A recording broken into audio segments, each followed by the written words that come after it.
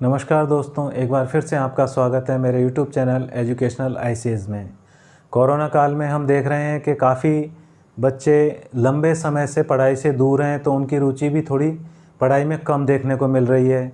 लेकिन फिर भी हम एक प्रयास कर रहे हैं कि आपके लिए बेहतर से बेहतर वीडियो ला सकें। हमारी प्रश्नावली चल रही है 6, जिसमें हम पढ़ रहे हैं वर्गमूल ज्ञात करना। उसमें हमने 2 प्रकार पहले पढ़ लिए हैं। पहला पढ़ा था हमने उसका बिना जोड़ किए या बिना भाग किए, बिना गुणा किए, यानी सिर्फ घटा करके, जिसमें हमने पढ़ा था कि विषम संख्याओं को हम घटाते जाते हैं संख्या में से, और जिस पद में हमें वो शून्य प्राप्त हो जाता है उसे हम उस पद को उसका वर्गमूल मानते हैं। उसके बाद हमने गुणनखंड विधि से पढ़ा। आज के वीडियो में हम पढ़ेंगे भाग विधि से वर्गमूल ज्ञात करना। तो आइए शुरू करते हैं, बने रहिए मेरे साथ।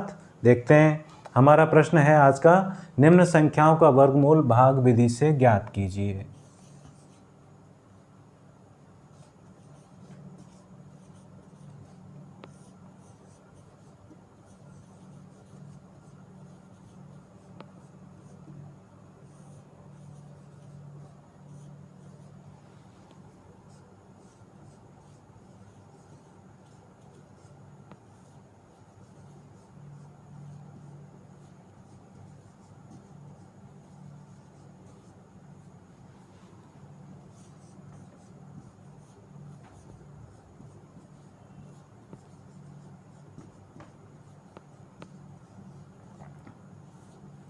अब इसमें वर्गमूल को भाग विधि से ज्ञात करने के लिए हमें कुछ स्टेप अपनाने होते हैं, उनको हम प्रश्न के साथ साथ में ही देखते जाएंगे। तो हमारी पहली संख्या है 2304। इसका पहला है 2304। अब इसका हम भाग विधि से वर्गमूल निकालेंगे, तो हमें लिखना भी उसी तरह से जिस तरह से हम भाग को लिखते हैं।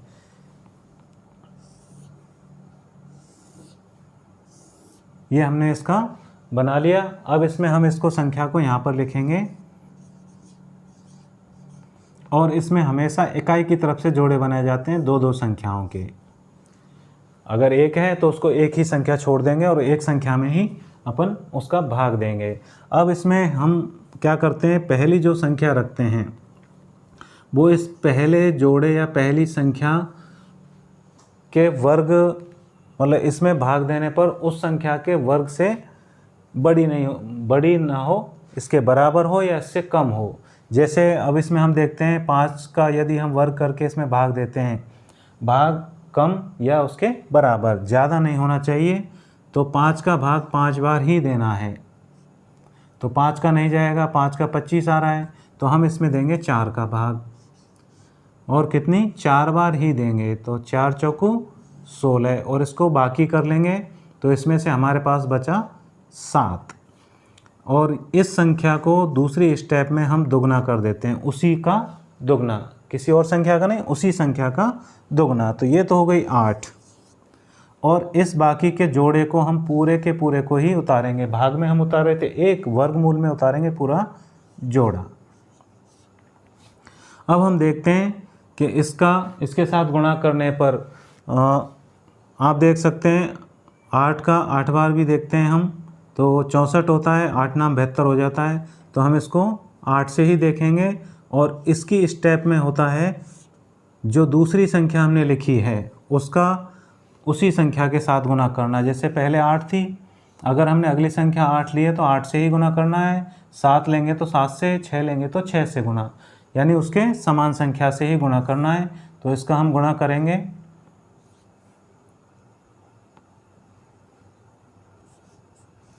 तो ये हमारा 704 आ गया, यानी कि हम इस 8 को यहाँ पर ले सकते हैं। तो ये संख्या हमारी 48 का वर्ग है। किसका है? 48 का वर्ग है। बिल्कुल ही सामान्य सा सवाल है। अब आगे बढ़ते हैं, इसमें देखते हैं हम अगला प्रश्न। इसमें दूसरा उदाहरण दिया है हमारे 4489। ये अगला प्रश्न है। इसका वर्गमूल भाग विधि से निकालेंगे। फिर अब देखते हैं कैसे निकालते हैं। वही इसमें पहले हम चिन्ह बना लिया अपना और संख्या को यहाँ पर लिख लिया। और इकाई की तरफ से दो दो संख्याओं के ऊपर बार लगा देंगे या जोड़े बना लेंगे, इसको बोलेंगे बार या जोड़े बनाना। अब हम देखते हैं इसमें, यहाँ पर जब हम इन दो संख्याओं में देखते हैं 4 का वर्ग 16 रह जाता है, 5 का वर्ग 25, 6 का वर्ग 36 और 7 का वर्ग 49, इससे ज़्यादा हो जाएगा, इसलिए हम 6 का वर्ग ही लेंगे। तो ये आ गया हमारा 36 और बाकी करने पर हमारे पास बचा 8 और अगला जोड़ा हमने उतार लिया और इधर वाले में वही स्टेप फॉलो करनी है, इसको डबल कर देना है। तो ये हो गया हमारा 12। अब 12 सत्ते 84, एक तरह से अनुमान लगा रहे हैं हम। तो ये हो गया 84 और 12 अंठे 96 ज़्यादा हो जाएगा, तो इसको हम 7 से ही गुना करके देखते हैं क्या आता है। 7 7 49 हासिल 4, 7 दूनी 14 और 4 18 हासिल 1, 7 एकम 7 और 1 8, यानी कि ये पूरा पूरा जा रहा है। यहाँ पर 7 रखा, यहाँ पर भी 7 रखा और इनका गुणन आ गया, इस 127 का 7 के साथ गुणन हमारा 889, कुछ भी नहीं बचा, यानी कि ये संख्या हमारी 67 का वर्ग है। एक बार आप नोट करिए, फिर आगे बढ़ते हैं।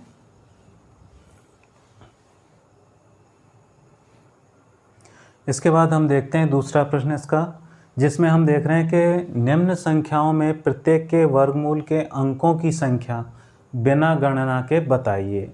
अब इसमें बिना गणना के बताने के लिए एक वर्गमूल की संख्याएं बतानी है, तो उसमें एक आधार होता है। तो मैं आपको वो बता देता हूँ कि पहला आधार तो हम जानते हैं कि 1 से लेकर और 99 तक हमें कितने अंक प्राप्त होंगे, 1 अंक।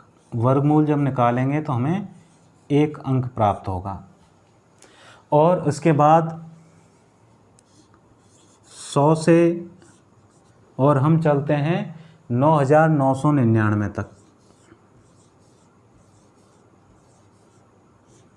तो हमें कितने अंक प्राप्त होंगे, 2 अंक प्राप्त होंगे। वर्गमूल जब इनका निकालेंगे तो 2 अंक प्राप्त होंगे। फिर हम देखते हैं 10,000 से।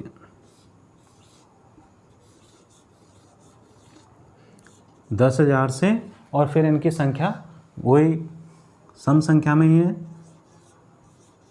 9,99,999 तक हमें 3 अंक के वर्गमूल प्राप्त होंगे। वर्गमूल में 3 अंक प्राप्त होंगे। इसी तरह से फिर 10 लाख से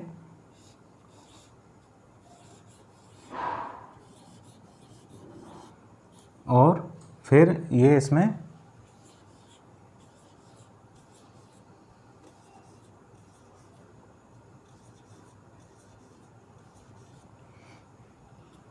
9,99,99,999 तक हमें संख्या प्राप्त होंगी, वर्गमूल में 4 अंक।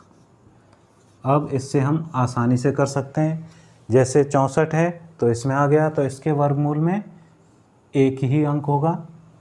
100 से लेकर और 9,999 तक इसमें 2 अंक होंगे, और ये वाले में भी 2 अंक होंगे, और ये हमारा चला गया इसमें 10,000 के बाद, तो इसमें 3 अंक होंगे, और ये हमारा इसी में इसके बीच में ही है, तो इसमें भी हमें 3 अंक ही प्राप्त होंगे।